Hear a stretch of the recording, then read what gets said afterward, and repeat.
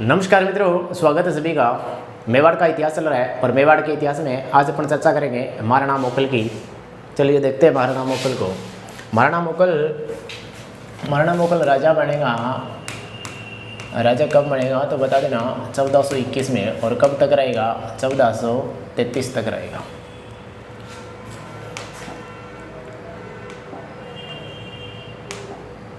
महाराणा मोकल मेवाड़ का राजा है। दो चीज़ें, सबसे पहले महाराणा मोकल वो राणा लाखा के साथ में हंसाबाई की शादी हुई थी। उसमें जो शर्त थी उस शर्त के मुताबिक हंसाबाई का पुत्र महाराणा मोकल मेवाड़ का क्या बनता है, राजा बनता है। और राणा लाखा का बड़ा पुत्र कौन था, राणा चूड़ा, जो विषम प्रतिज्ञा करता है, इसलिए मेवाड़ का विषम पितामह कहते हैं। तो पूछ ले कि महाराणा मोकल का सबसे पहला प्रश्न तो यही कि जब ये बाल्यावस्था में था, 12 वर्ष का था, तभी इसको राजा बनाया गया। तो उस समय इसका संरक्षक कौन था तो बता देना राणा चूड़ा इसका संरक्षक था। आपको पता ही है कि मोकल की माता का नाम क्या था, तो मोकल की माता का नाम था हंसाबाई। माता का नाम हंसाबाई था और पिता का नाम क्या था तो बता देना राणा लाखा था। अब ये संरक्षक बनाया गया किसको, राणा चूड़ा को। राणा चूड़ा को संरक्षक बनाया गया तो ये हंसाबाई इसको शक की दृष्टि से देखती है। हंसाबाई सोचती है कि कहीं आ रही है राणा मोकल बाल्यावस्था में, इसलिए राणा मोकल की हत्या करके और राणा चूड़ा मेवाड़ का राजा नहीं बन जाए। इस बात का राणा चूड़ा को पता लग गया। जैसे ही इसको पता लगा तो ये बंदा चला गया कहाँ, नाराज होकर के, हताश होकर के ये चला गया था गुजरात।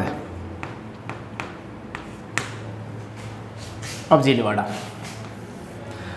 की क्या कहानी है। जिलवाड़ा के संबंध में देखिए, बात 1433 की है। ये संरक्षक था राणा चूड़ा। ये तो हंसाबाई जब इनको शक की दृष्टि से देखती है तो ये तो हताश होकर के चला जाता है गुजरात। अब 1433 में क्या हुआ, 1433 में गुजरात का ही शासक था। गुजरात का शासक नाम क्या तो बता देना अहमद शाह। अहमद शाह, गुजरात के शासक अहमद शाह ने आक्रमण कर दिया। किस पे, मेवाड़ पे। और मेवाड़ पे जब आक्रमण किया उस समय 1433 में इस अहमद शाह की जो सेना थी, अहमद शाह की सेना मेवाड़ के जिलवाड़ा नामक स्थान पर आकर के ठहर गई। सेना ने अपना पड़ाव डाल लिया। इधर से मेवाड़ में कौन कौन है तो इधर से मेवाड़ में एक तो राणा मोकल राजा बना है, युवा है, राणा मोकल है। दूसरा इसके साथ महपा पंवार है। तीसरा चाचा एंड मेरा भी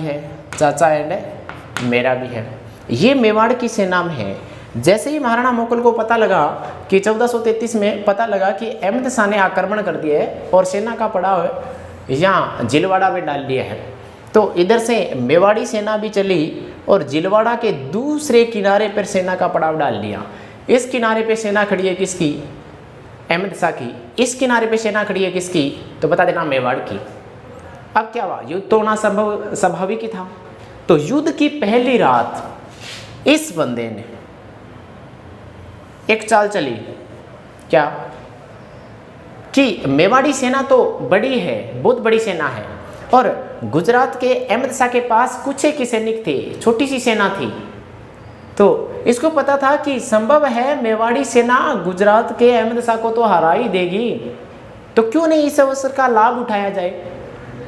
तो इस बंदे ने भाई साहब कहा चाचा और मेरा को, कहा कि यार चाचा और मेरा को कहा कि आप है जो सो रहा है शिविर में मोकल। किस शिविर में, जिलवाड़ा में जो सेना का पड़ाव डाल लिया है तो वहाँ जिलवाड़ा में सो रहा है। एक तरफ तो सो रही है सेना मेवाड़ की, एक तरफ सेना सो रही है किसकी, अहमद शाह की। तो उस समय युद्ध की पहली रात महपा पंवार ने कहा चाचा मेरा को कि आप है जो हत्या कर दो मोकल की।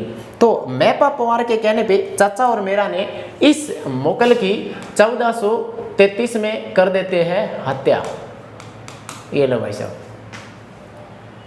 राणा मोकल की क्या हो जाती है, हत्या हो जाती है। कहाँ? जिलवाड़ा में। सबसे इंपॉर्टेंट प्रश्न है ये।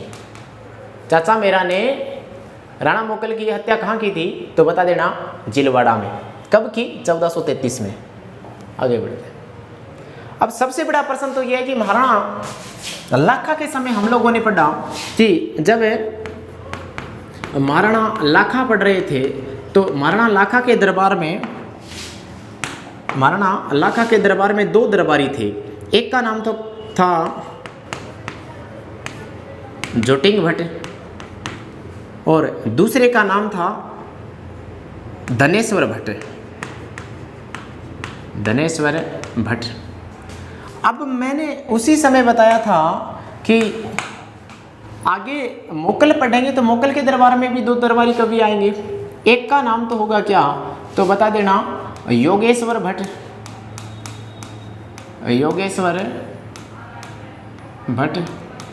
और दूसरे का नाम होगा क्या? तो बता देना विष्णु भट्ट। इसको याद कैसे रखेंगे? देखो, इसको मैंने याद करवाया कि जहाँ जोटे पालेंगे तो सर्वाधिक धन धान्य की प्राप्ति होगी, अच्छी उपज होगी, अच्छा धन प्राप्त करेंगे पशुपालक। तो जोटेश्वर धनेश्वर ये दोनों ऐसे याद किया। अब इसको कैसे याद करेंगे? देखो, योग की मुद्रा में कौन रहता है? तो बता देना भगवान विष्णु। योग की मुद्रा में कौन रहता है? भगवान विष्णु। तो योगेश्वर भट्ट और विष्णु भट्ट किसके दरबारी कवि हुए? तो बता देना महाराणा मोकल के। मेवाड़ का कौन सा राजा पढ़ रहे हैं? महाराणा मोकल पढ़ रहे हैं। अब यदि बात करें सौभाग्य देवी की, सौभाग्य देवी कौन थी? सौभाग्य देवी तो बता देना ये जो महाराणा मोकल पढ़ रहे हैं इसकी पत्नी थी। किसकी पत्नी थी? महाराणा मोकल की पत्नी। महाराणा मोकल की थी पत्नी। क्यों पढ़ रहे हैं इसको? तो बता देना ये परमार वंश से संबंधित थी। किससे? परमार वंश से। कौन से वंश से संबंधित थी? तो बता देना मित्रों ये परमार वंश से संबंधित थी, इसलिए पढ़ना जरूरी है। वंश कौन सा है? तो बता देना परमार वंश। इस परमार वंशीय सौभाग्य देवी से एक पुत्र की प्राप्ति होती है और उस पुत्र का नाम क्या है? तो बता देना महाराणा कुंभा। और कुंभा आगे चल करके मेवाड़ का क्या बनेगा? राजा बनेगा। क्योंकि मोकल की हत्या हो जाती है तो मोकल की हत्या के बाद में मेवाड़ का राजा कौन बनने वाला है? महाराणा कुंभा बनने वाला। एक बार अभी पढ़ा है, इनको रिवाइज कर लेते हैं। क्या पढ़ा?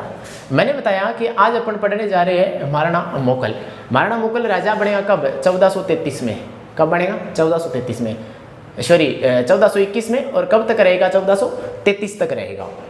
यदि बात करें मोकल के माताजी की तो माताजी का नाम क्या है? हंसाबाई। पिताश्री की बात करें तो ये है महाराणा लाखा। क्या हुआ? छोटी उम्र में जो शर्त के मुताबिक राजा बना दिया गया मोकल को, तो उसको संरक्षक की रक्षक की जरूरत थी, तो रक्षक संरक्षक बनाया गया राणा चूड़ा को। राणा चूड़ा को संरक्षक बनाया गया तो उसकी माता श्री हंसाबाई उसको शक की दृष्टि से देखती थी और ये हताश होकर के यहाँ से चला गया, दुखी होकर के गुजरात। अब क्या हुआ? पीछे से 1433 में गुजरात का शासक था अहमद शाह। अहमद शाह ने आक्रमण कर दिया मेवाड़ पे और अपनी सेना का पड़ाव डाल लिया जिलवाड़ा में। इधर से पता लगा मेवाड़ को, तो मेवाड़ का राजा कौन? मोकल। और मैपा पंवार चाचा और मेरा, ये सारे ये भी मेवाड़ी सेना लेकर के जिलवाड़ा के दूसरे किनारे पे आकर के सेना का पड़ाव डाल लेते हैं। और कहते हैं कि युद्ध की पहली रात इस भाई साहब के मन में कपट का कीड़ा जाग गया और इसने चाचा मेरा को कह करके और हत्या करवा दी बालक किसकी? मोकल की। कब करवाई? 1433 में। और इंपॉर्टेंट क्या पढ़ा? और ये पढ़ा कि इसके दरबार में जो दो दरबारी कवि थे, एक का नाम योगेश्वर भट्ट, दूसरे का नाम क्या है? विष्णु भट्ट। इसकी मोकल की पत्नी का नाम क्या था? सौभाग्य देवी। किस वंश से संबंधित थी? तो बता देना परमार वंश से। और इसकी एक संतान थी जिसका नाम था महाराणा कुंभा। और महाराणा कुंभा मोकल की हत्या के बाद में मेवाड़ का क्या बनेगा? मेवाड़ का राजा बनेगा। ये थी मित्रों आज की छोटी सी क्लास महाराणा मोकल का इतिहास। यदि पढ़ाया हुआ मैटर समझ आ रहा है तो चैनल को लाइक भी कर दे, शेयर भी कर दे, सब्सक्राइब भी कर दे। धन्यवाद।